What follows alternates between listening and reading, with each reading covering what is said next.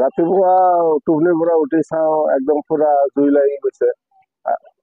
এই যে আমাৰ পাইপ লাইনৰ ওচৰত, এই আমাৰ বাহুবিল LP স্কুলৰ ওচৰত, আৰু তাৰে লগত পাইপ লাইনটোও আছে। ৰাতিপুৱা ওলাই চাওঁ যে একদম পুৰা পেট্ৰলৰ গোন্ধ শুনা পাই। তাৰপিছত চাওঁ যে বিৰাট জুই লাগি গ'ল, ডাঙৰ জুই। আহি কিনে চাওঁ বিৰাট ডাঙৰ জুই লাগি আছে। তাৰপিছত আমি ফায়াৰ ব্ৰিগেডত ফোন কৰিলো।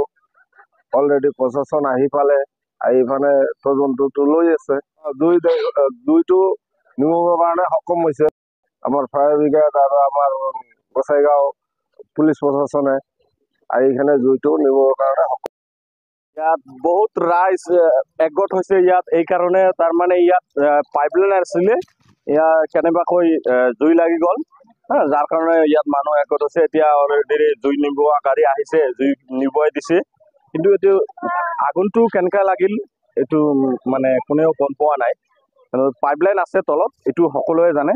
আৰু তেলো ওলাইছে, পেট্ৰলৰ চেণ্ট আপোনালোকে শুনি পাইছে সকলোৱে ৰাজ্যৰ পৰা।